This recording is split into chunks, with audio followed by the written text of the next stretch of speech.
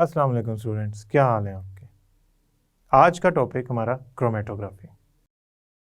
तो स्टूडेंट्स, आज हम जो टॉपिक पढ़ने जा रहे हैं वो एक इंतहाई ज़बरदस्त किस्म की टेक्निक है जिससे हम एक मिक्सचर के कंपोनेंट्स को सेपरेट कर सकते हैं। ये क्वालिटेटिव और क्वांटिटेटिव एनालिसिस में इंतहाई इम्पोर्टेंस रखती है।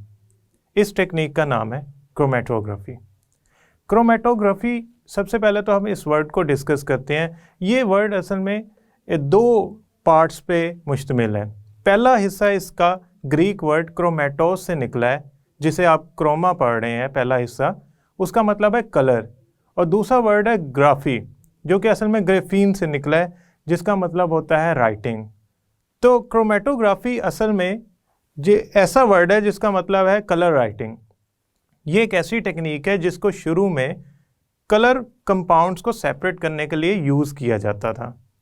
फॉर एग्जांपल, हम इसको यूज़ करते थे प्लांट के अंदर से क्लोरोफिल को सेपरेट करने के लिए, जो कि ग्रीन कलर का होता है। इसके अलावा कैरोटेनॉइड्स कंपाउंड जो कि येलो से ऑरेंज कलर के होते हैं, उनको सेपरेट करने के लिए ये टेक्निक यूज़ होती थी।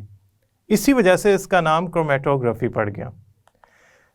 क्रोमेटोग्राफी टेक्निक काम कैसे करती है? कैसा प्रोसेस है जिसमें कंपोनेंट एक मिक्सचर्स के एक दूसरे से अलहदा हो जाते हैं, आइडेंटिफाई हो जाते हैं।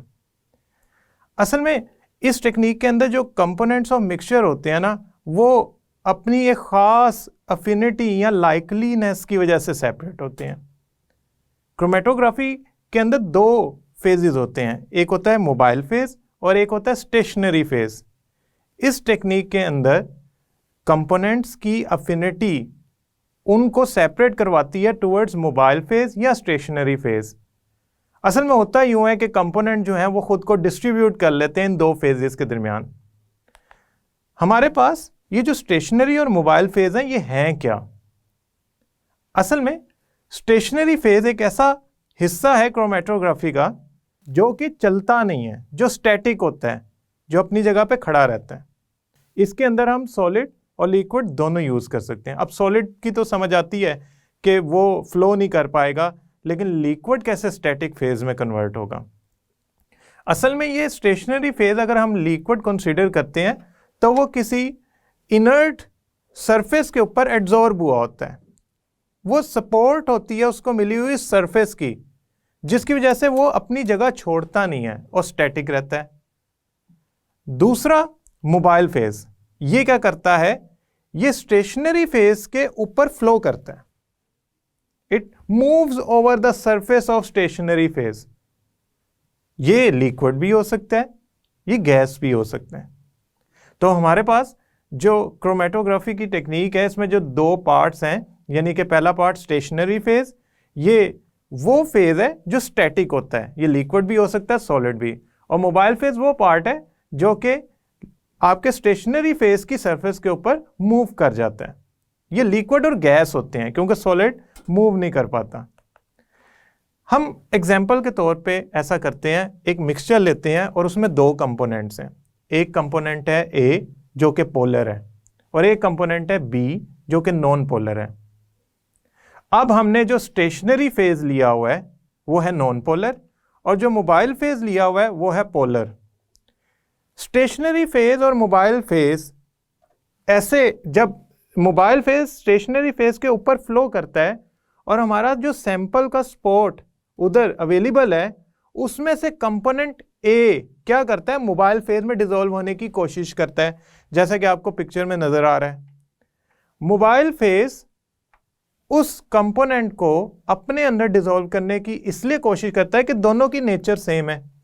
तो जैसे जैसे मोबाइल फेज मूव करता जाएगा, उसकी कोशिश होगी कि कंपोनेंट ए मिक्सचर में से निकल के उसके साथ जाता जाए। कंपोनेंट बी नॉन पोलर है, लिहाजा उसकी अफिनिटी, उसकी लाइकलीनेस, उसकी सोलेबिलिटी या उसकी टेंडेंसी स्टेशनरी फेज की तरफ होगी।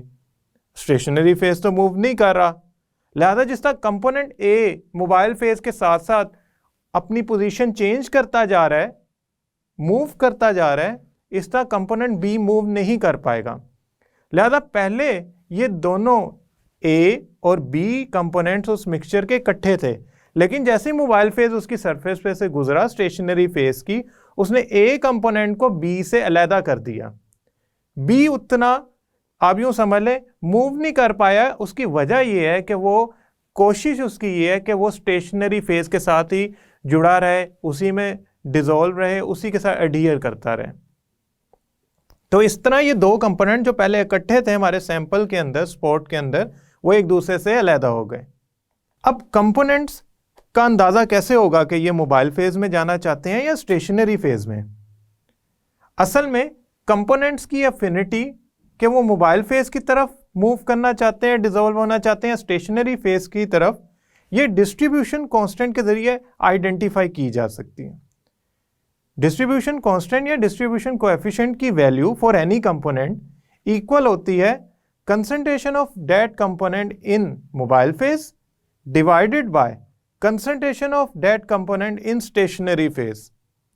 यानी कि आपका कंपोनेंट मोबाइल फेज में कितना डिसॉल्व हुआ है या मौजूद है, उसकी कंसंट्रेशन डिवाइडेड बाय उसी की कंसंट्रेशन स्टेशनरी फेज के अंदर। ये वैल्यू के जितनी बड़ी होगी उतना ही ज्यादा उस कंपोनेंट की पॉसिबिलिटी होगी कि वो मोबाइल फेज के साथ जाना, मूव करना, उसके अंदर डिसॉल्व होना पसंद करें। अगर के की वैल्यू छोटी है तो इसका मतलब एक ही बन सकता है कि उसकी स्टेशनरी फेज में कंसंट्रेशन ज्यादा है और मोबाइल फेज में उसकी कंसंट्रेशन कम है, जिसकी वजह से वो कंपोनेंट पॉसिबिलिटी ये है कि कम वैल्यू रखेगा। क्योंकि अगर फॉर एग्जांपल हम अज्यूम करने में 1 यूनिट कंसंट्रेशन इसकी है मोबाइल फेज में और 10 यूनिट्स है इसकी कंसंट्रेशन स्टेशनरी फेज में, तो 1/10 का आंसर आएगा 0.1।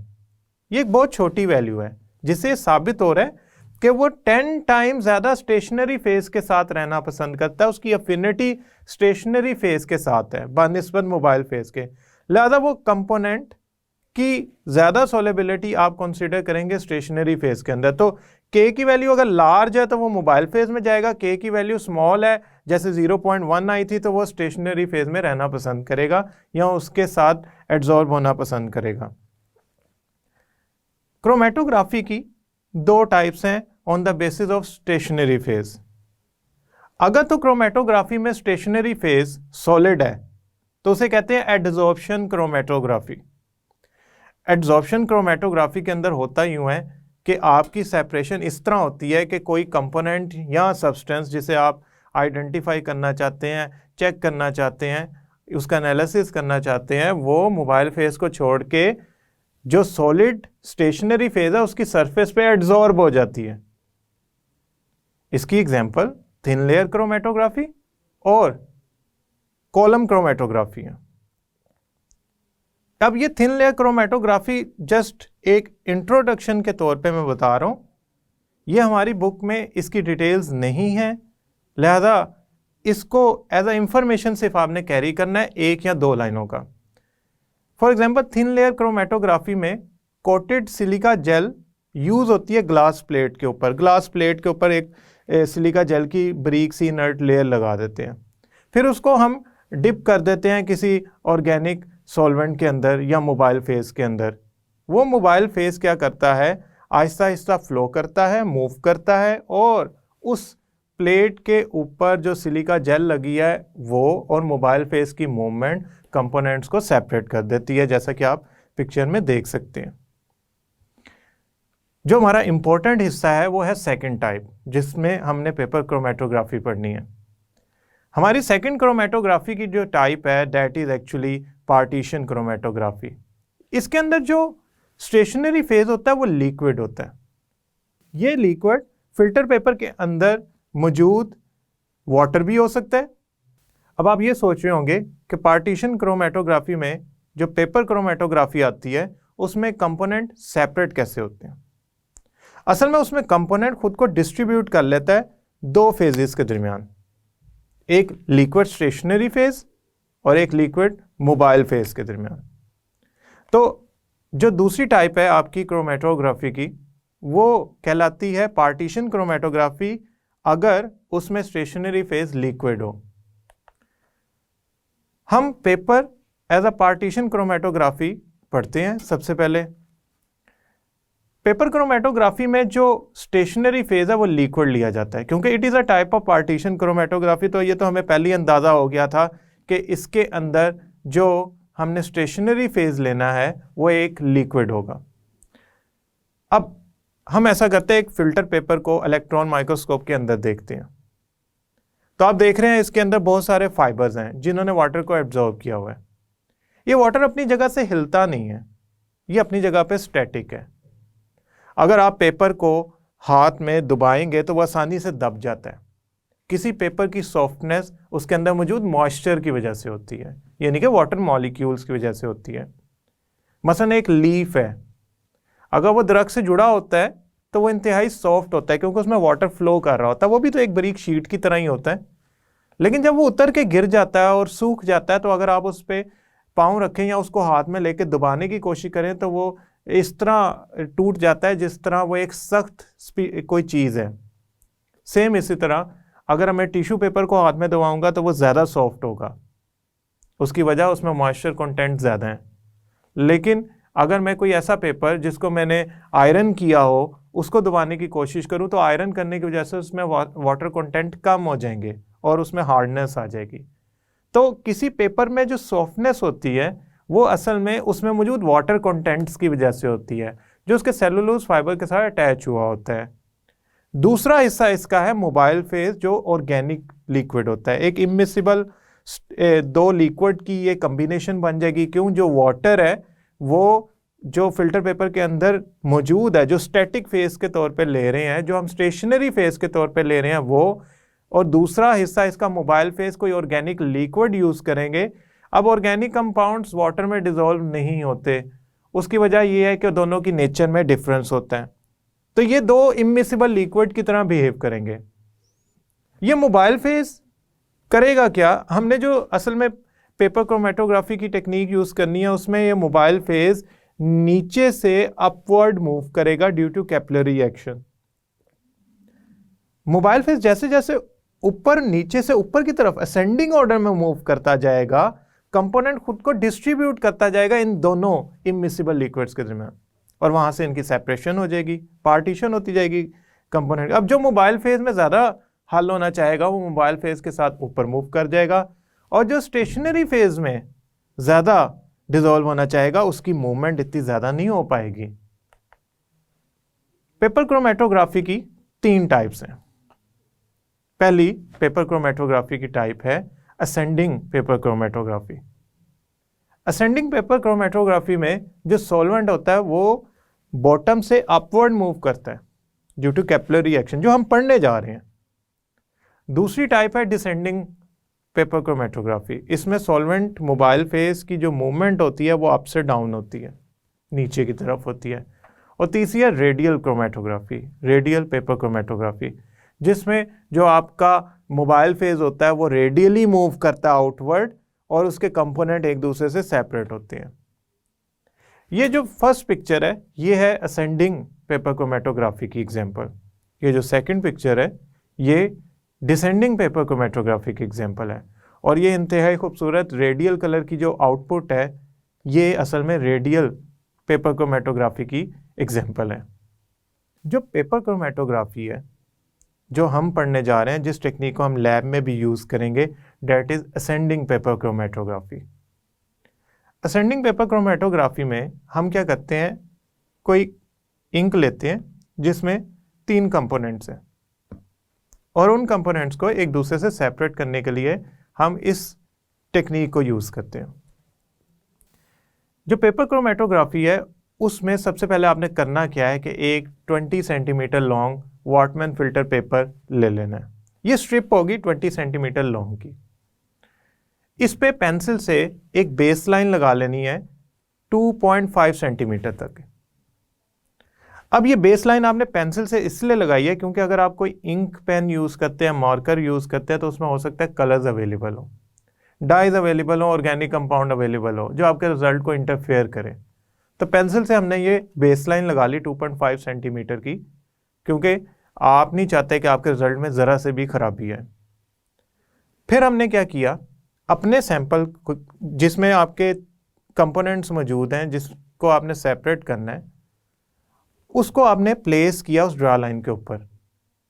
जब आपने उसको प्लेस कर दिया तो उसके साथ एक रेफरेंस स्पॉट भी प्लेस कर दिया, जो असल में ये बताएगा कि आपके कंपोनेंट में आपका डिजायर्ड कलर मौजूद है कि नहीं है।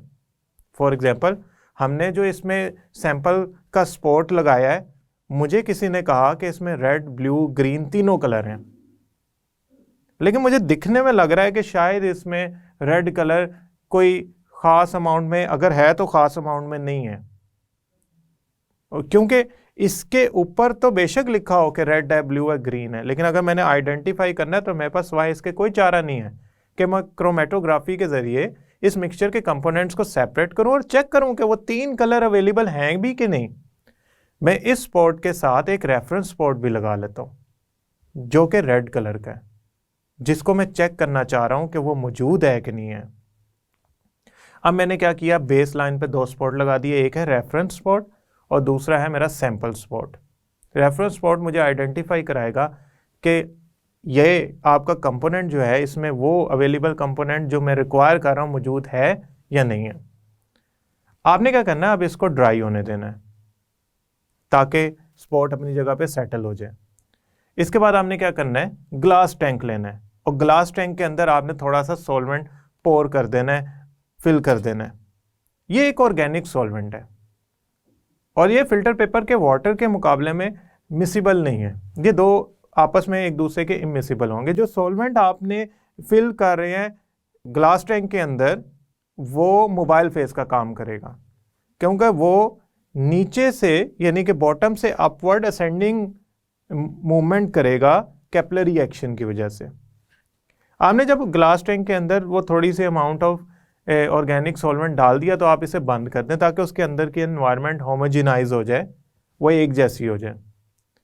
नाउ आप क्या करें, जो आपकी ड्राई स्ट्रिप है उसको प्लेस कर दें इस ग्लास टैंक के अंदर, जो क्रोमेटोग्राफी टैंक है आपका, इसके अंदर इसको प्लेस कर दें, इसे हैंग करें।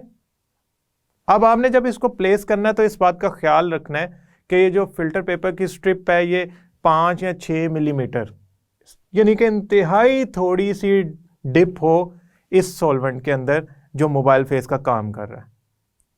अगर तो ये ज़्यादा डिप हो गई तो पॉसिबिलिटी है जो आपका स्पॉट है वो भी डिप हो जाएगा सॉल्वेंट के अंदर, तो हमारा रिजल्ट तो ख़राब हो जाएगा सारा।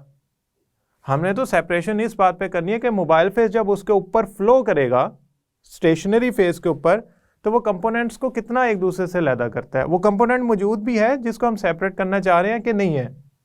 तो इस बात के लिए आप इस बात का ध्यान रखिएगा कि जो आपकी स्ट्रिप है वो मोबाइल फेस के अंदर कुछ ज़्यादा डिप ना हो जाए। ये ना हो कि आपका सैंपल स्पॉट और रेफरेंस स्पॉट दोनों ही डिप हो गए हैं।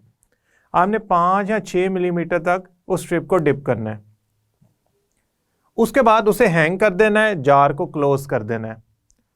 अब होगा यूं कि आहिस्ता आहिस्ता आपका जो सॉल्वेंट है वो कैपिलरी एक्शन की वजह से मोबाइल फेस ऊपर की तरफ मूव करता जाएगा और आप देख रहे होंगे कि आपके रेफरेंस स्पॉट के अंदर से एक कंपोनेंट निकला है जो ऊपर की तरफ गया है और आपके सैंपल में से कुछ कंपोनेंट निकले हैं जो मोबाइल फेस के मूव करने के साथ साथ एक दूसरे से अलहदा हो गए हैं। अब जब ये मोबाइल फेस 75% तक ऊपर, पेपर की स्ट्रिप के 75% तक ऊपर चला जाएगा, तो आपने क्या करना है, इसको निकाल लेना है। इसको निकालने के बाद आपने जहां तक आपका सॉल्वेंट मूव किया है उधर एक लाइन लगा लेनी है, हम उसे कहेंगे सॉल्वेंट फ्रंट। अब ये जो आपके पास आउटपुट आई है इसमें कंपोनेंट्स जो स्पॉट के अंदर मौजूद थे वो अलहदा हो गए हैं और रेफरेंस स्पॉट के अंदर जो कंपोनेंट मौजूद था उसने भी अपनी प्लेस से मूव किया है। अब ये जो आपके सामने एक क्रोमेटोग्राफी की आउटपुट एक स्ट्रिप के ऊपर नजर आ रही है, इसे कहेंगे क्रोमेटोग्राम। क्रोमेटोग्राम असल में क्रोमेटोग्राफी की आउटपुट है। क्रोमेटोग्राम के अंदर हमें साफ अंदाज़ा हो सकता है कि हमारे पास जो सैंपल है और जो रेफरेंस स्पॉट है उसमें सेम कंपोनेंट्स मौजूद हैं कि नहीं है। जैसा कि आप देख सकते हैं कि हमारे सैंपल के 3 कंपोनेंट्स में एक रेड कंपोनेंट मौजूद है और वो एग्जैक्टली वहीं प्लेस हुआ है जहां पे आपका रेफरेंस स्पॉट का कंपोनेंट मौजूद है। ये क्रोमेटोग्राम आपको सारी पिक्चर बता रहा है ये बता रहा है कि जो आपको सैंपल दिया गया था मिक्सचर का, उसके अंदर तीनों कंपोनेंट ही मौजूद हैं, रेड, ब्लू, ग्रीन। और ये भी बता रहा है कि आप जो रेड कलर अज्यूम कर रहे थे कि आपके मिक्सचर में नहीं मौजूद, वो वाकई मौजूद है, और उसकी एग्जैक्ट लोकेशन भी वही है जो रेफरेंस स्पॉट के कंपोनेंट रेड की है। अब फॉर एग्जांपल, ये तो बड़ा आसान था ना कि कंपोनेंट्स के कलर आ गए, मैंने विजुअली चेक कर लिया कि अच्छा ये तो रेड है, ये ब्लू है, ये ग्रीन है। हमेशा ऐसा नहीं होता, समटाइम कलर अपीयर हो जाते हैं जिसको जो विजिबल होते हैं और विजुअली हम उसको चेक कर लेते हैं, अच्छा भाई इसमें ये कलर है, ये कलर नहीं है। समटाइम हमारे पास जो क्रोमेटोग्राम की आउटपुट आती है उसमें कलर नज़र नहीं आते क्योंकि वो कंपाउंड कलरफुल होते ही नहीं है। तो अब हम क्या करें? हम ऐसा करते हैं, दो मेथड यूज़ कर सकते हैं। जो आउटपुट आई है उसमें मौजूद जो कंपोनेंट्स अलहदा हुए हैं क्रोमेटोग्राम के ऊपर, उनको आइडेंटिफाई करने के लिए पहला मेथड है फिजिकल मेथड, जिसमें हम अल्ट्रावायलेट रेज को यूज़ कर सकते हैं उन कंपोनेंट्स को चेक करने के लिए जो एक दूसरे से अलहदा हुए हैं। असल में हो सकता है कि सैंपल के कुछ कंपोनेंट अल्ट्रावायलेट रेज को एब्जॉर्ब कर लें या उसमें विजिबल हो जाए, तो हमें पता लग जाएगा अच्छा ये कंपोनेंट का स्पॉट यहाँ पे बना है, ये कंपोनेंट का स्पॉट यहाँ पे बना है, और ये कंपोनेंट का जो निशान है वो यहाँ पे आया है। हम हीट भी अप्लाई करके उनको आइडेंटिफाई कर सकते हैं, उनकी लोकेशन को ट्रेस कर सकते हैं क्रोमेटोग्राम के ऊपर। दूसरा तरीका है केमिकल मेथड, जिसमें निनहाइड्रीन स्प्रे के ज़रिए हम अमाइनो एसिड्स को डिटेक्ट करते हैं। ये आपके सामने एक पिक्चर है जिसमें मुख्तलिफ अमाइनो एसिड्स को क्रोमेटोग्राम के ऊपर डिटेक्ट किया गया with the help of ninhydrin spray. पहले वो नज़र नहीं आते, लेकिन जब आप निनहाइड्रीन का स्प्रे करते हैं तो ये कलर्स अपीयर होते हैं, पर्पल, वायलेट एक्सेट्रा, जो कि उनकी पोजीशन को बता देते हैं कि वो अमाइनो एसिड कहाँ कहाँ पे उस क्रोमेटोग्राम पे एग्जिस्ट करते हैं। अब आपके पास आपके सैंपल की आउटपुट आ गई। आप कहते हैं सर इस सैंपल में ये जो कंपोनेंट्स हैं इनका रिटार्डेशन फैक्टर क्या होता है? असल में रिटार्डेशन फैक्टर एक किस्म का जो आपके पास कांस्टेंट था, डिस्ट्रीब्यूशन कांस्टेंट, ये उसी के रिलेटिव वैल्यू है। ये बताएगी कि आपका कंपोनेंट मोबाइल फेज में जाना पसंद कर रहा है, उसकी अफिनिटी किस तरफ है, मोबाइल फेज की तरफ या स्टेशनरी फेज की तरफ। Retardation factor is actually indicator of relative अफिनिटीज of component. अब रिलेटिव अफिनिटीज को डिटेक्ट करना है, मैं चाहता हूं कि मैं अपने रेड कलर की, ब्लू कलर की और ग्रीन कलर की रिलेटिव अफिनिटी को डिटेक्ट करूं, तो उसका तरीका क्या है? उसके लिए हम रिटार्डेशन फैक्टर कैलकुलेट करते हैं। हम ऐसा करते हैं, जो हमारे पास सैंपल मौजूद है इसमें चेक करते हैं कि सॉल्वेंट ने कितना डिस्टेंस ट्रेवल किया है फ्रॉम ओरिजिनल स्पॉट। वो जो ओरिजिनल स्पॉट हमने सैंपल का लगाया था, वहाँ से सॉल्वेंट फ्रंट तक की जो एरिया है वो असल में वो इलाका है जहाँ तक आपके सॉल्वेंट ने ट्रैवल किया है। हम उसे इंडिकेट कर देते हैं y से। तो मोबाइल फेज की movement from spot, original spot to solvent front, ये हो गई वैल्यू y। और दूसरी वैल्यू हमने लेनी है कि आपके कंपोनेंट ने ओरिजिनल स्पॉट से कितना ट्रैवल किया है, हम इस वैल्यू को कह देते हैं x। तो रिटार्डेशन फैक्टर इक्वल होता है x ओवर y, यानी कि distance travelled by component from original spot divided by distance travelled by solvent mobile phase from original spot. RF की वैल्यू जितनी 1 के अराउंड होगी, यानी कि अगर फॉर एग्जांपल x की वैल्यू आई है हमारे पास 8 और y 8 सेंटीमीटर हमने स्केल से मेजर किया, और y की वैल्यू आई है 10 सेंटीमीटर, तो 8 ओवर 10.8 आंसर दे रही हैं। ये इंडिकेट कर रहा है कि आपका जो कंपोनेंट है ना मोबाइल फेज में ज़्यादा डिसॉल्व होना पसंद करता है, सोलेबल है, अफिनिटी उसकी तरफ है।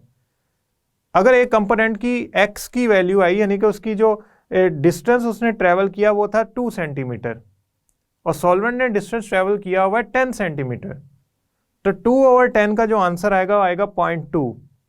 ये छोटी वैल्यू है, ये शो कर रही है कि आपका जो कंपोनेंट है वो डिस्टेंस इतना ट्रैवल नहीं कर पाया, यानी कि उसने कोशिश की है कि वो स्टेशनरी फेज के साथ एडियर करे, अफिनिटी उसकी स्टेशनरी फेज की तरफ है, वो पसंद नहीं कर रहा कि मोबाइल फेज में हालो और मूव कर जाए। तो retardation factor is very much important as a short question. याद रखिएगा, ये इंडिकेट कर रहा है कि आपकी कंपोनेंट की अफिनिटी किस तरफ है। स्टूडेंट, जब आप क्रोमेटोग्राफी का एक प्रोसीजर कर लेते हैं, जो क्रोमेटोग्राम की आउटपुट आती है उससे आप अपने सैंपल में जो कंपोनेंट्स होते हैं उसको आइडेंटिफाई भी कर लेते हैं, चेक कर लेते हैं आपका रिक्वायर्ड कंपोनेंट या सब्सटेंस मौजूद भी है कि नहीं है, और उसके साथ रेफरेंस स्पॉट के ज़रिए उसके एग्जैक्ट आप यूँ समझें एक्यूरेसी भी डिटेक्ट कर सकते हैं। क्रोमेटोग्राफी टेक्निक को ख़त्म करने से पहले एक बार छोटा सा ओवरव्यू कर लेते हैं। क्रोमेटोग्राफी टेक्निक में जो पेपर क्रोमेटोग्राफी है वो कैसे हुई है। हमने क्रोमेटोग्राफी टैंक लिया था, उसमें हमने मोबाइल फेस की फिलिंग की थी, थोड़ी सी पोर किया था, उसको बंद कर दिया ताकि वो होमोजिनाइज हो जाए। उसके बाद हमने एक 20 सेंटीमीटर की पेपर स्ट्रिप ली। 20 सेंटीमीटर की पेपर की जो स्ट्रिप है उस पर हमने करना क्या है कि 2.5 सेंटीमीटर के अराउंड पेंसिल से बेस लाइन लगानी है। उधर हमने अपने सैंपल का स्पॉट लगाना है। अगर तो रेफरेंस स्पॉट लगाना है तो ठीक है, उसी जगह पे लगा दें। ड्राई करने के बाद आपने उसे हैंग करना है क्रोमेटोग्राफी टैंक के अंदर, और फिर उस कंटेनर को बंद कर देना, उसके ऊपर कैप लगा देनी है। उसके बाद आपने क्या करना है, देखना है कि जब सॉल्वेंट आपका मोबाइल फेस मूव कर जाए, तकरीबन 75% ऑफ पेपर सरफेस वो ऊपर चला गया, असेंड हो गया है पेपर की जो एरिया है उसके, तो आपने उसको निकाल लेना है। जहाँ तक सॉल्वेंट ने मूव किया वहाँ लाइन लगा के सॉल्वेंट फ्रंट इंडिकेट कर देना है। सॉल्वेंट फ्रंट की जो लाइन है वो एग्जैक्टली वहाँ तक होगी जहाँ तक आपका सॉल्वेंट ट्रेवल किया है। अब इस जो आउटपुट आई है इसको हम क्रोमेटोग्राम कहेंगे। इसमें हम रिटार्डेशन फैक्टर की वैल्यू निकाल सकते हैं। कैसे निकाल सकते हैं कि हम distance travel by the component from original spot की वैल्यू को डिवाइड कर दें distance travel by the solvent from original spot से, तो हमारे पास रिटार्डेशन फैक्टर या RF की वैल्यू आ जाती है। ये हमें बताएगी कि कंपोनेंट की अफिनिटी किस तरफ है, मोबाइल फेस की तरफ है या स्टेशनरी फेस की तरफ है। और अगर तो हमारे कंपोनेंट विजिबल ही नहीं है तो हम फिजिकल या केमिकल मेथड यूज़ कर सकते हैं। लास्ट हिस्सा है यूजेस ऑफ क्रोमेटोग्राफी। क्रोमेटोग्राफी की टेक्निक यूज़ हो सकती है आइसोलेट करने के लिए किसी कंपोनेंट को, सेपरेट करने के लिए मुख्तलिफ कंपोनेंट्स को, और आइडेंटिफाई करने के लिए कि सर्टन कंपोनेंट अवेलेबल है कि नहीं है। जैसे हम रेड कलर या कोई और कलर आइडेंटिफाई कर रहे थे अपने सैंपल के अंदर रेफरेंस स्पॉट के जरिए। ये क्वालिटेटिव और क्वांटिटेटिव एनालिसिस में बहुत इंपॉर्टेंट है। याद रखिएगा, आजकल क्रोमेटोग्राफी हमारी एक बहुत इंपॉर्टेंट टेक्निक बन चुकी है। अल्कोहल या ड्रग लेवल ब्लड के अंदर चेक किया जाता है क्रोमेटोग्राफी टेक्निक के ज़रिए। कोई क्राइम सीन पे खुदा न खास्ता किसी वजह से किसी बंदे का नुकसान हो गया तो उसके ब्लड सैंपल में अल्कोहल एक लिमिट से ज़्यादा तो नहीं थी, इसको चेक करने के लिए क्रोमेटोग्राफी टेक्निक यूज़ की जाती है। एक होता है डोपिंग टेस्ट, जिसके ज़रिए प्रोहिबिटेड मेडिसिन्स का यूज़ चेक किया जाता है, वो भी क्रोमेटोग्राफी से चेक किया जा सकता है। तो क्रोमेटोग्राफी की जो टेक्निक है ये एक इंतहाई सिंपल और एक्यूरेट टेक्निक है जिसके ज़रिए हम बहुत सारे क्वालिटेटिव और quantitative analysis at the spot करके अंदाज़ा लगा सकते हैं कि हमारे पास जो कंपोनेंट्स हैं वो अवेलेबल हैं, कौन से हैं और किस तरह के हैं। स्टूडेंट्स, क्रोमेटोग्राफी का MCQ बन सकता है कि ये क्रोमा और ग्राफी कलर राइटिंग जो कि ग्रीक वर्ड क्रोमेटोस से निकला है, ये क्या है, स्टेशनरी फेज और मोबाइल फेज में क्या फ़र्क है, डिस्ट्रीब्यूशन कांस्टेंट या कोएफिशिएंट क्या है, टाइप्स ऑफ क्रोमेटोग्राफी बहुत इंपॉर्टेंट शॉर्ट क्वेश्चन है। पेपर क्रोमेटोग्राफी वैसे तो एक लॉन्ग क्वेश्चन है लेकिन इसमें रिटार्डेशन फैक्टर इंतहाई इंपॉर्टेंट शॉर्ट क्वेश्चन के तौर पे आता है। इसका MCQ भी है एक्सरसाइज के अंदर। यूजेस ऑफ क्रोमेटोग्राफी भी शॉर्ट क्वेश्चन है। मुझे उम्मीद है ये लेक्चर के अंदर आपको बहुत सारी इंफॉर्मेशन मिली होगी जिसमें क्रोमेटोग्राफी से रिलेटेड बहुत सारी आपकी क्वेरीज भी सॉल्व हुई होंगी कि ये प्रोसेस होता कैसे है। तो स्टूडेंट्स, मुझे उम्मीद है कि ये लेक्चर आपको समझ आया होगा। नेक्स्ट लेक्चर तक के लिए अल्लाह हाफिज़।